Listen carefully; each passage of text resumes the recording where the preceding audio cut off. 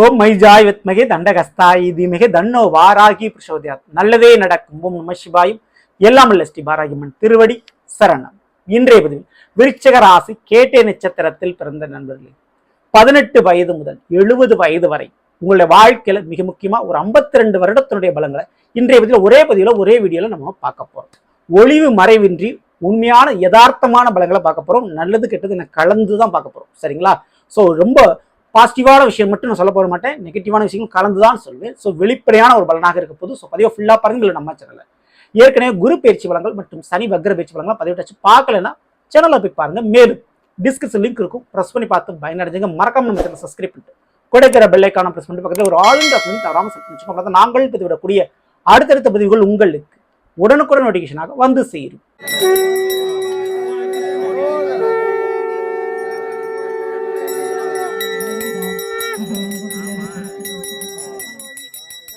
சிவமயமாக தெரிகிறதே, சிந்தையில் சிவயோகம் வருகிறதே.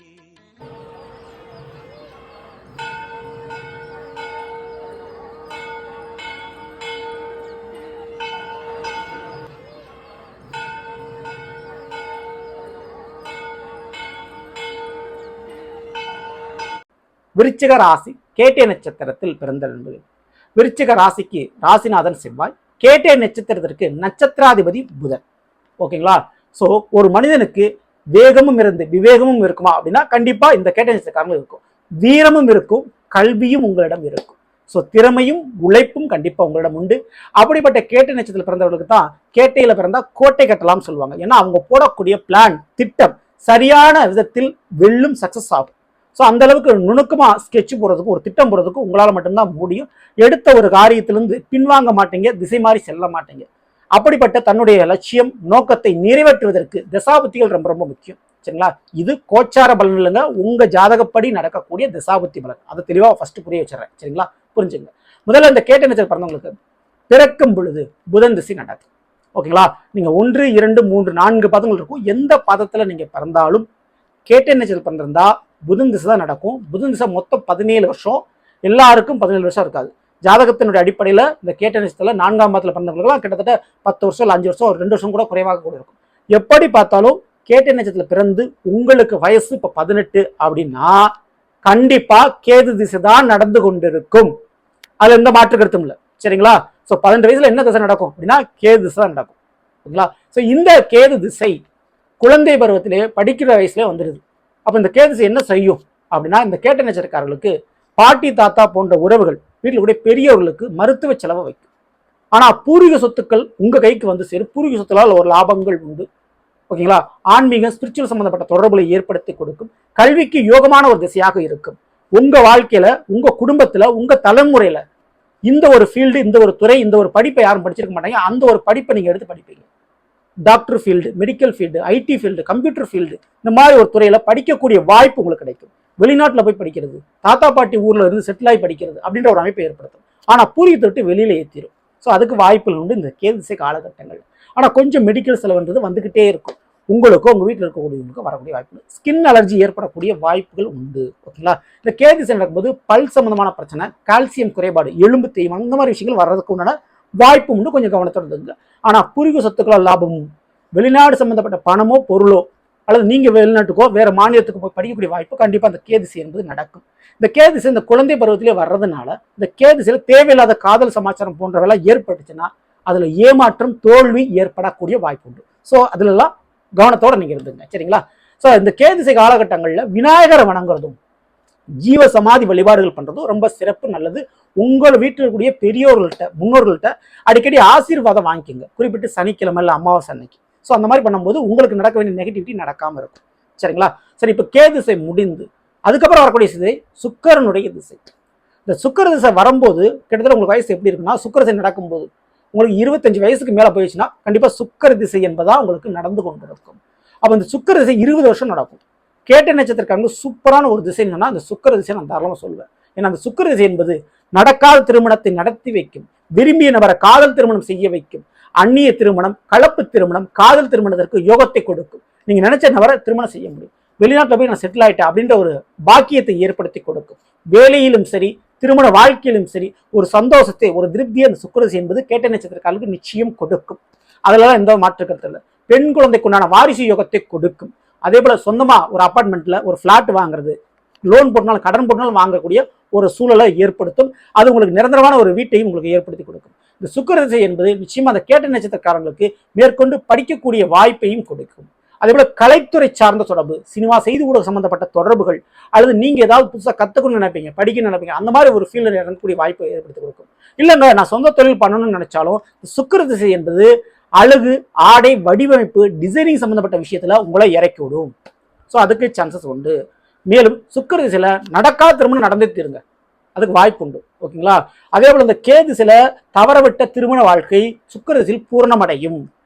சுக்கிரதிசையில இந்த செகண்ட் சான்ஸ் சொல்லக்கூடிய மறு வாய்ப்புகள் இங்கே கிடைக்கும். ஸோ எப்படி பார்த்தாலும் இந்த சுக்கிரதிசை நல்ல ஒரு அமோகமான திசையாக இருக்கும். ஆனா 12ஆம் வீடான துலாமிற்கும் இந்த சுக்கிரன் அதி, அதாவது உங்களோட விருச்சிகத்துக்கு 12ஆம் வீடு துலாம். அப்போ விரயத்தையும் கொடுப்பார், செலவுகளையும் கொடுப்பார். எந்தெந்த விஷயத்துல? டூ வீலர், கார், வண்டி வாகன விஷயத்துல, கிட்னி ரிலேட்டடான சிறுநீரகம் சம்பந்தப்பட்ட பிரச்சனை, சுகர் அதிகமாகவோ கம்மியாவோ இருக்கக்கூடிய வாய்ப்பு. அதே போல யூட்ரஸ்ல சின்ன சின்ன பிரச்சனைகள் கொடுக்கக்கூடிய வாய்ப்பு உண்டு இந்த சுக்கிரதிசை காலகட்டங்கள்ல. அதுக்கடுத்து தாயினுடைய உடல்நிலை கவனம் அக்கறை தேவை. சொத்து விஷயத்துல செலவுகள் வைக்கும். ஸோ உங்களுக்கு ஒரு வீடு மனை வாங்கினாலும் அதை ஆல்டர்னேட் பண்ணுவீங்க, உங்க விருப்பத்துக்கு மாத்துவீங்க. ஸோ இந்த மாதிரியான ஒரு செலவுகளை கண்டிப்பா சுக்கிரதிசை கொடுக்கத்தான் செய்யும். ஆனா நல்ல நண்பர்கள், நல்ல உறவுகள், மிக முக்கியமா பார்ட்னர்ஷிப், உங்களுடைய தொழில் ரீதியான பார்ட்னர்ஷிப், வேலை ரீதியான பார்ட்னர்ஷிப் நல்ல விதத்தில் அமையும். வாழ்க்கை துணை மூலம் அனுகூலம் பெறுவீங்க. ஸோ இதெல்லாம் கண்டிப்பா நடக்கும். ஸோ சுக்கிரதிசை முடியும் பொழுது எப்படி பார்த்தாலும் இந்த கேட்டை நட்சத்திரத்தில் பிறந்தவர்களுக்கு கிட்டத்தட்ட 40 வயசு தாண்டி போயிடும். ஓகேங்களா? 40 தாண்டி போகும்போது இவங்களுக்கு சூரிய திசை தான் நடக்கும். அதுக்கடுத்து அப்போ இந்த சூரிய திசை என்பது ஒரு 6 வருஷங்கள் இருக்கும். சூரிய திசை எப்படிங்க இருக்கும் அப்படின்னு கேட்குறீங்க அப்படின்னா, சூரிய திசை தொழிலில் கொஞ்சம் பிரச்சனை கொடுக்கும். உங்களுடைய தந்தையினுடைய ஆயுளுக்கு கண்டத்தை கொடுக்கும். சரிங்களா? உங்களுடைய ஹெல்த் ப்ராப்ளம், செஸ்ட் சம்பந்தமான, ஹார்ட் சம்பந்தமான பிரச்சனைகள், கண் சம்பந்தமான பிரச்சனைகளை அதிகப்படுத்தி கொடுக்கும்.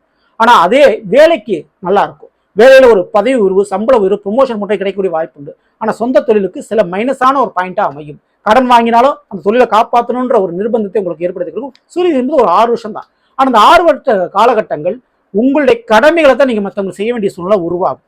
அப்போ இந்த சூரிய திசை நடக்கும்போது கெடுதல் நடக்கக்கூடாதுன்னு நினைச்சா சிவபெருமானுடைய வழிபாடு, பிரதோஷ வழிபாடு தவறாம பண்ணணும்.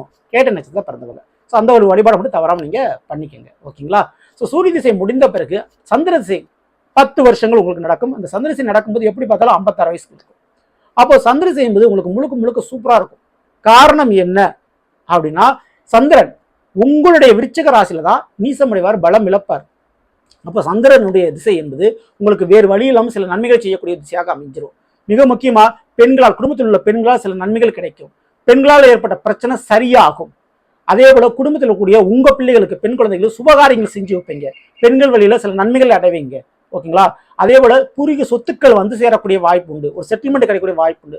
சில பேர்த்துக்கு திடீர்னு அந்த வயசுல கூட வெளிநாடு யோகங்கள் கிடைக்கும். வேற ஒரு ஊர்ல போய் செட்டில் ஆகக்கூடிய பாக்கியங்கள் கிடைக்கும். அதே பதவி வாய்ப்பு, மிகப்பெரிய அந்தஸ்துல அதிகார பதவிகள் கண்டிப்பா கிடைக்கக்கூடிய சான்சஸ் உண்டு. அதுல அரசாங்க வேலை எதிர்பார்த்தவர்களுக்கு இந்த சுக்கிரதிசையில அரசாங்க வேலை கிடைக்கல அப்படின்னா, லாஸ்ட்ல அரசாங்கத்தினுடைய லோனோ, கடன் உதவியோ, அரசாங்கத்தின் ஏதோ ஒரு பெனிஃபிட்டோ கண்டிப்பா அந்த சந்திரதிசையில கிடைக்கக்கூடிய வாய்ப்பு உண்டு கேட்ட நட்சத்திரக்காரர்களுக்கு. ஸோ சந்திரதிசை முடிந்த பிறகு இவங்களுக்கு செவ்வாய் திசை ஒரு 7 வருடங்கள் நடக்கும். இந்த செவ்வாய் திசை நிலபுலங்களுக்கு யோகமாக இருக்கும். கூட பிறந்த சகோதர சகோதரிகளுக்கு ஒரு கடமைகளை உங்களை செய்ய வைக்கும். சரிங்களா? உங்களுக்கு சின்ன சின்ன விபத்துகளை ஏற்படுத்தி கொடுக்கும். அந்த விபத்துகளால் இரத்தக்காயம் ஆவதற்கு உண்டான வாய்ப்பு ரொம்ப அதிகம். ஸோ அதனால செவ்வாய் திசை நடக்கும்போது கூடுதல் கவனத்தோட நீங்க இருக்க வேண்டிய அவசியம் கண்டிப்பா இருக்குது. பிளட் ரிலேட்டடான பிரச்சனைகள் வரும்.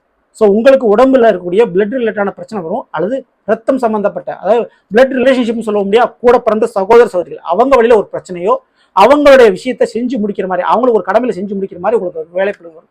இது ஒரு பக்கம் இருந்தாலும் நிலபுலங்களால் லாபம் உண்டு. நிலபுலங்கள் வாங்கக்கூடிய ஒரு யோகம் உண்டு. கண்டிப்பா ஒரு செட்டில்மெண்ட் பிள்ளைகளுக்கு செஞ்சு வைக்கக்கூடியது, பிள்ளைகளுக்கு ஒரு மாங்கல்ய பாக்கியத்தை ஏற்படுத்தி கொடுக்கக்கூடிய ஒரு பொன்னான ஒரு காலகட்டமாக இந்த செவ்வாய் திசை காலகட்டங்கள் கண்டிப்பான முறையில் இருக்கும். சரிங்களா? இந்த செவ்வாய் திசை நடக்கும்போது முருகனுடைய வழிபாடு அதிகம் பண்ணும்போது பெரிய பாதகமான பலன்கள் நடைபெறாமல் இருக்கும். அதுக்கு அடுத்தபடியா ராகு திசை நடக்கும். ராகு திசை நடக்கும்போது கண்டிப்பா 7 வயசை தாண்டி பெறுவீங்க. சரிங்களா? ஸோ இந்த 7 வயசு தாண்டி போகும்போது இந்த ராகு திசை உங்களுக்கு எப்படி இருக்குன்னா, தேவையில்லாத உடம்புல சர்ஜரி, ஆப்ரேஷன், சொந்த வீட்டை விட்டு வேற ஒரு ஊருக்கு போறது, வேற ஒரு ஊர்ல போய் இருக்கிறது அப்படின்ற ஒரு சூழலை உங்களுக்கு ஏற்படுத்தி கொடுக்கும். தேவையில்லாத கட்ட பஞ்சாயத்து பிரச்சனைகளை அந்த ராகு திசையில உங்களுக்கு ஏற்படுத்தி கொடுக்கும். சரிங்களா? தேவையில்லாத உடம்பு ரீதியான பிரச்சனைகளை கொடுக்கும். ஸோ ராகு திசை நடக்கும்போது கூடுதல் உடம்பு ரீதியாக அக்கறை, கவனம் தேவை. தேவையில்லாத எக்ஸ்பென்சிவான மருத்துவ செலவுகளை செய்வதை விட இயற்கையான மருந்து மாத்திரைகள் மற்றும் உணவுகளை எடுத்துக்கொள்வது கண்டிப்பாக கேட்டை நட்சத்திரக்காரர்களுக்கு ரொம்ப ரொம்ப நல்லது. தேவையில்லாத பயணம் அலைச்சலை கொஞ்சம் குறைச்சிக்கிறது உங்களுக்கு நல்லது. பணம் சம்பந்தமான காரியங்கள்ல, சொத்துக்கள் சம்பந்தமான காரியங்கள்ல எடுத்தவங்க அவசரப்பட்ட கோவப்பட்ட முடிவுகளை எடுத்துட வேண்டாம். சரிங்களா? ராகுனுடைய திசை காலகட்டங்கள்ல உடல்நோய் சார்ந்த பிரச்சனைகள் அதிகமாக தீவிரமான இருக்கும். எதிர்பாராத விபத்துகள் ஏற்படக்கூடிய வாய்ப்புகள் உண்டு. எதிர்பாராத உடல் உள்ளுறுப்புகள் பிரச்சனைக்குரிய விஷயத்த கொடுக்கக்கூடிய சான்சஸும் இருக்கு. ஸோ கூடுதல் கவனத்தோட நீங்க இருக்கும். ஒட்டுமொத்தமாக இந்த கேட்டை நட்சத்திரத்தில் பிறந்தவர்கள் உங்களுடைய ராசி நட்சத்திரத்தின் அடிப்படையில் நீங்கள் எப்பொழுதுமே வணங்க வேண்டிய தெய்வம் ஸ்ரீ ரங்கநாத பெருமாளை கண்டிப்பா வணங்கணும், சேவிக்கணும். சரிங்களா?